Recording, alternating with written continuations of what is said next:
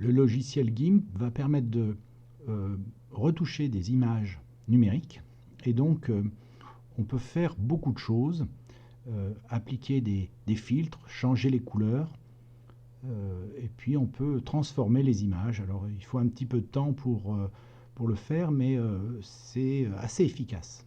Là on va voir des choses simples et dans cette image de Ada Lovelace, je voudrais récupérer son visage pour pouvoir l'utiliser sur un site par exemple comme icône ou pour une image pour illustrer quelque chose.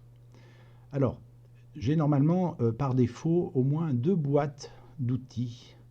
Celle-ci qui s'appelle la boîte à outils et une autre qui correspond aux boîtes de calque, mais pour l'instant on ne va pas s'y intéresser. Si une de ces boîtes, notamment la boîte à outils, n'est pas présente sur votre écran, eh bien on peut l'obtenir grâce à Fenêtre. Moi par exemple elle se trouve ici, mais j'aurais pu la faire apparaître. Par exemple je vais faire apparaître une boîte d'outils, par exemple le Kano. Voilà. Et elle apparaît ici, je peux la déplacer, la mettre où je veux, la réduire, enfin faire un petit peu ce que je veux.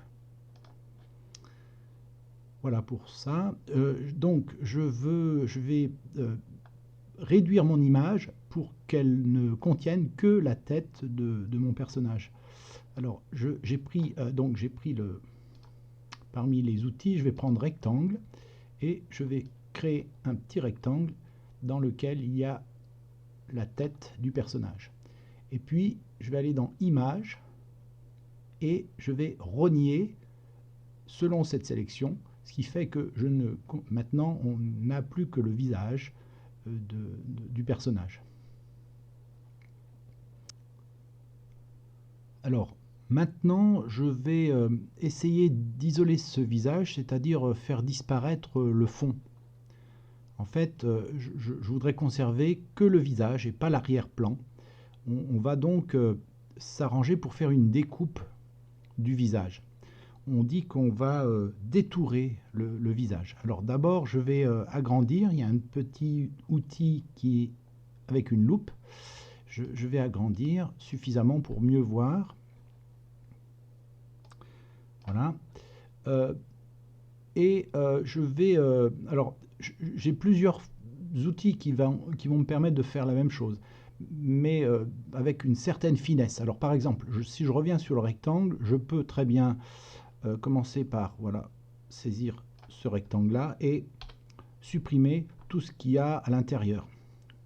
Pareil ici, voilà, je supprime tout ça. Mais ça va pas trop aller avec le contour du visage. Alors il y a un outil qui va être plus précis, qui est ce petit lasso, et qui va me permettre de placer des points comme ça. Alors je vais partir de l'extérieur de l'image et je vais suivre le contour du visage. Je vais essayer de repérer dans les différents niveaux de couleurs. Voilà. Voilà, là je vais m'arrêter ici, je vais commencer. Et puis, donc ces traits, je vais je vais les rejoindre pour que ça fasse un élément. Et là, en faisant supprimer, je vais enlever d'un coup toute cette partie-là que j'avais sélectionnée. Je vais le refaire à partir d'ici, donc je pars d'un point. Voilà, je suis les courbes du visage. Alors plus on a zoomé, plus on est précis et plus c'est joli. Je fais ça un petit peu rapidement. Il faut absolument que ces traits je revienne au point de départ. Et après, avec l'élément supprimé, voilà, je reviens au point de départ. Je vais pouvoir enlever tout ce que j'ai sélectionné. Voilà. Donc là, j'ai le visage qui a été détouré, c'est-à-dire que j'ai plus l'arrière. Je vais sauvegarder. Alors ça se fait assez classiquement. Donc je fais Fichier. Je vais faire Enregistrer. Ça va me donner une extension qui est propre au logiciel GIMP qui s'appelle XCF. Donc je le fais. Voilà, j'enregistre sous cette forme-là. Et puis, si je voulais à partir de ça obtenir une image au format classique JPEG, PDF, je pourrais le faire toujours avec fichier en faisant exporter sous. Et là, je vais avoir soit en format PNG, soit je peux le sélectionner pour avoir un autre format, par exemple JPEG. Je n'ai pas fait dans le bon sens. Voilà. JPEG ici. Là. Donc je vais avoir un format JPEG pour ce fichier. Voilà. Alors pour le moment, on a bien détouré le visage, mais il y a des parties blanches. C'est normal. C'était un format au départ JPEG, et donc ça ne gère pas la transparence. Alors, qu'est-ce que je vais faire? C'est très simple. Je vais sélectionner tout ce qui n'est pas blanc dans l'image. Donc je vais faire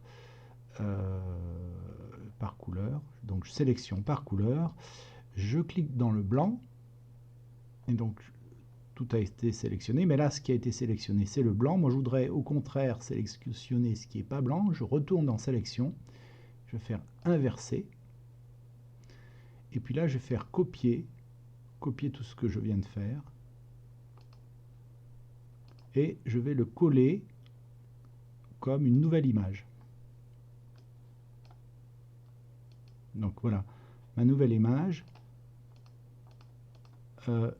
contient que le visage, et le fond, c'est transparent. Ces petits carrés gris clairs, plus ou moins clairs,